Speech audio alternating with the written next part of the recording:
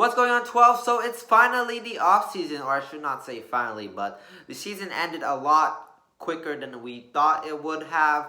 Unfortunately, the Seahawks season ended way too quick. It should have been longer, but that's not the point of this video. The point of this video is it's the off season. The Seattle Seahawks have changes and decisions to make. They have a lot of decisions to make, actually. But I'm going to be going over in this video some key free agents and as well as some roster moves they should make over the offseason. And I just want to give my opinion on them. So, obviously there's a lot that needs to be fixed. Just after seeing last season, it's very obvious that the Seahawks have a lot they need to do. But I'm going to start off with some key notable free agents on the Seahawks roster currently. So the first one is KJ Wright. He's an amazing football player, as we all know. He's very important in the Seahawks defense. KJ Wright and Bobby Wagner both play huge roles in the Seattle Seahawks defense. He had a great season this year, one of his best in his career. He had 86 tackles, 2 sacks, 1 forced fumble, 1 interception. And it would suck to see the Seahawks let him go. It is a business. The Seahawks did draft a young linebacker, Jordan Brooks, last year in the first round with their first pick. So they do have a young linebacker available. And KJ Wright, he's not in his prime anymore. He's not old, but he's not young. He's starting to get old. But yeah, the Seahawks have a decision to make. Do they let KJ Wright go and stick with Jordan Brooks, who they drafted, and hopefully he's amazing? Or do they keep KJ Wright and hold out on Jordan Brooks for a couple more years, let him develop a little bit?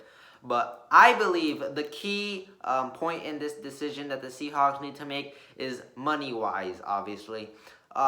In my opinion, I think the Seahawks should re-sign him just because I feel like he will be worth it. He's a very good player, and he's proven to be a very good player, and the Seahawks absolutely need him. However, they should only resign him for the right price, which is around $7 million.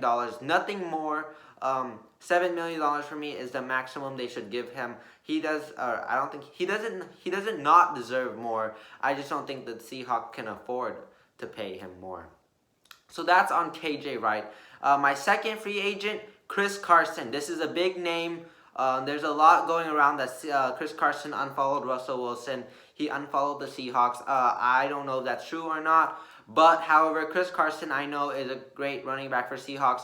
He's been the greatest running back for Seattle since the Marshawn Lynch era, which is huge. They went with Kristen Michael. They had Eddie Lacy. That was horrible. They had Thomas Rawls. Who else did they have? Alex Collins. They've had many other running backs.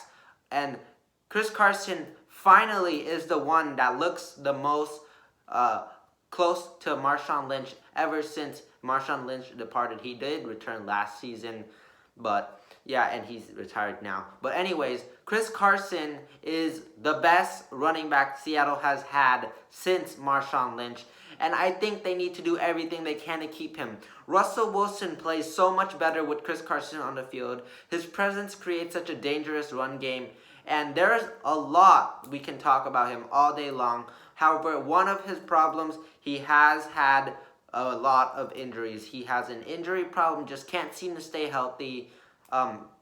In the past, he also had a problem holding onto the ball. He fumbled the ball a lot. However, this season, it seemed like he fixed that problem, as I don't think he did fumble the ball a single time. And one thing that is very key in the Seahawks decision is they have another young running back in Rashad Penny. Penny also has a problem staying healthy. He was out for like a majority of the season last year. So the Seahawks haven't been able to see much from Penny to make a really good educated decision on whether Penny should be their running back in the future. They should stick with Penny or stick with Carson. But I definitely think the Seahawks should do everything they can to try to re-sign Chris Carson. I would give him probably a 3-year contract, about $8 to $10 million, no more than that. They've got to get him on the right price. Carson is probably going to want a lot of money, and the Seahawks need to negotiate for a good price, because I don't think he's worth a lot of money. I do think he's worth money, but just not the amount that he probably will be asking for. The next free agent, another key one, is Shaquill Griffin. So Shaquill Griffin is basically the Seahawks' #1 cornerback, alongside with currently DJ Reed. But anyways, he is the #1 cornerback for the Seahawks. I believe he's a good cornerback. Not great yet, but good at as of the moment right now. He's fast. He's also big, which makes him great in coverage. He's also such a good tackler, which fits very well in the Seahawks scheme. Griffin is good, but he may want more than the Seahawks are willing to pay, like most of these free agents. So if they I personally, I would like to have Shaquill Griffin back.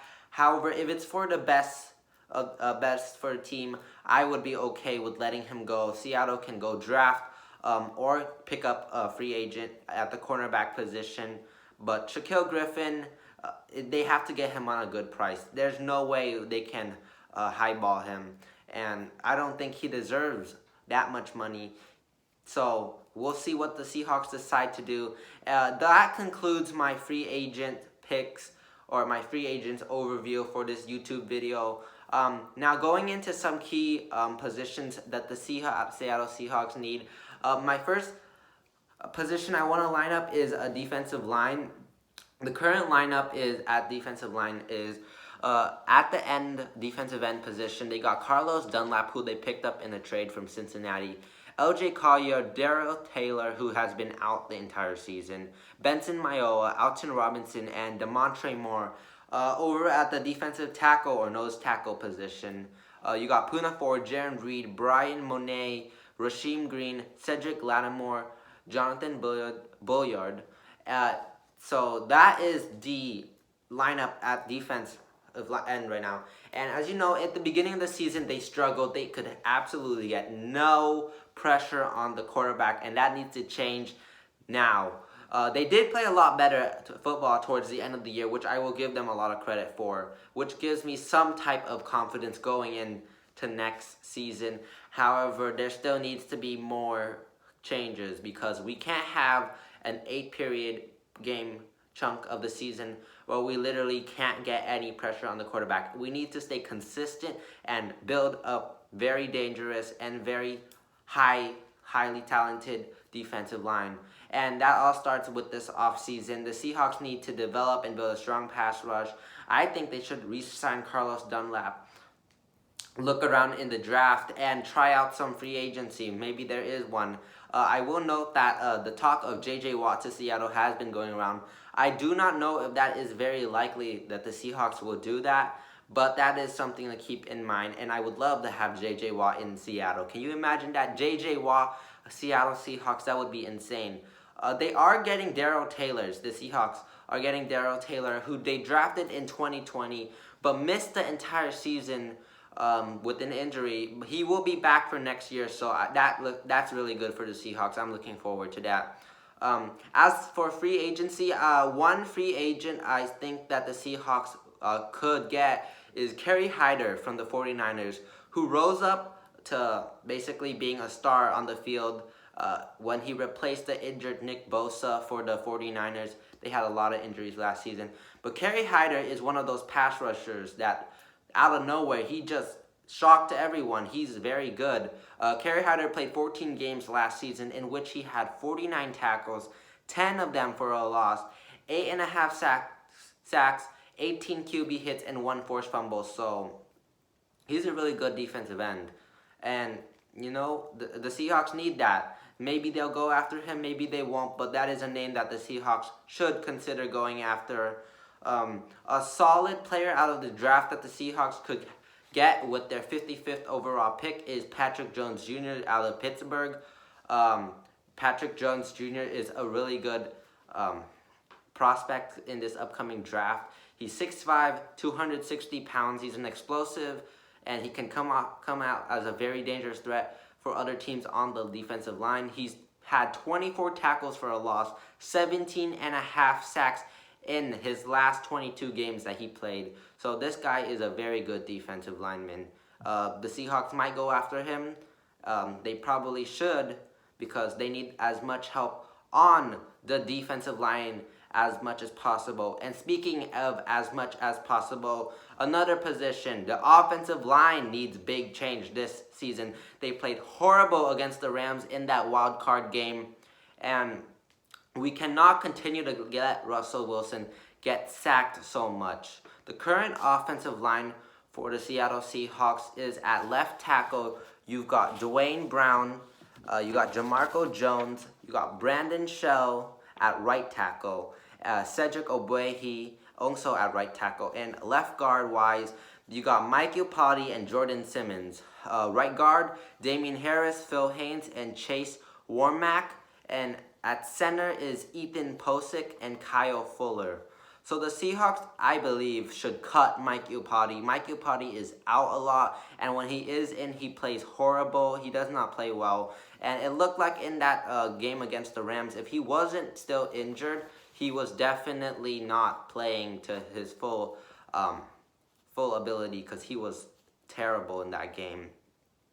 They need to invest in a new left guard and a center. Like I talked about Mike Iupati. Center-wise, Ethan Posick, he's okay, but I do think that the Seahawks could take a look into some other centers, because Posick, he had a great start to the season. He's been very iffy towards the end of the season, and I think the Seahawks, they don't have to replace him, but I think they should bring someone in. There needs to be some competition for the guys up front, is what I'm saying. I do not want to see Ethan Posick, Jordan Simmons, Jamarco Jones, Phil Haynes going into training camp with a very positive chance of getting the starting position. I want them to earn their starting position. They need to bring some very good competition in and make those guys battle it out and pick the best starting offensive line, because I don't think we could, if we just don't change anything, it's going to continue to stay the same. Russell Wilson's going to be sacked a lot every single game, and that's unacceptable. We need to do something and fix something on offensive line,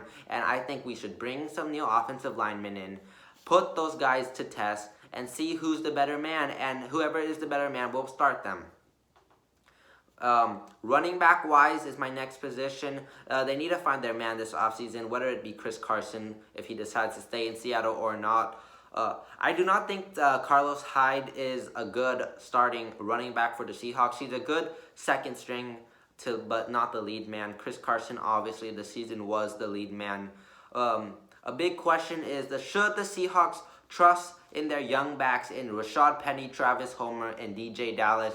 They're very young running backs. Do they put their trust in those three guys and let Chris Carson walk? Or do they try to re-sign Chris Carson and maybe try to develop those three running backs?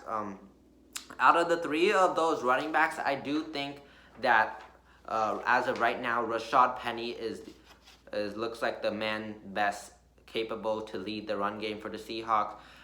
We have not been able to see much from Penny, though, since he's been injured so much, which worries me, because we need a healthy running back. I think the Seahawks should definitely look in the draft, because there's a lot of good running backs in the draft this year. And if they can find someone, they should bring him in free agency. Just look around and see if there's any other alternatives instead of just sticking with who you've got, because it really doesn't hurt to peek around, see, maybe you get someone, maybe you don't, but at least you tried. My last position, cornerback. The Seahawks have a chance of losing Shaquille Griffin and Quentin Dunbar this year. They're two starting cornerbacks at the beginning of the season. They have a chance at losing them.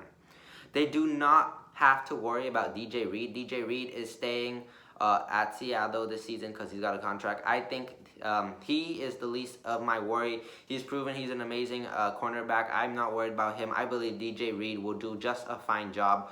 But that leaves one more position for the cornerback. The second, or it depends what DJ Reed plays, but there leaves a room for another cornerback. So we need to decide who we're going to put there.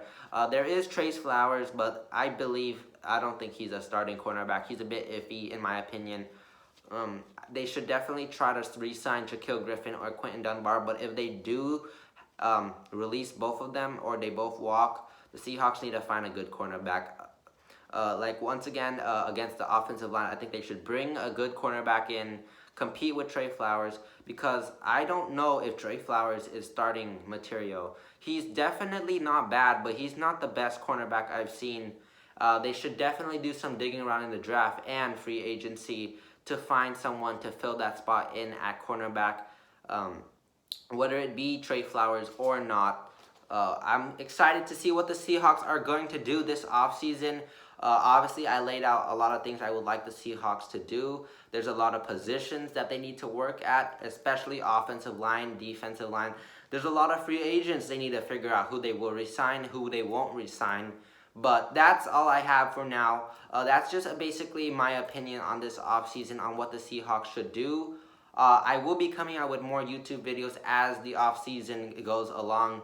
But as of right now, the Seahawks still don't have an offensive coordinator yet, so I do not have an update on that. But that's it for this video. I'll see you guys in the next video. Thank you so much for watching. Please leave a like, share, comment down below, as that would help me out a lot. And as always, go Hawks!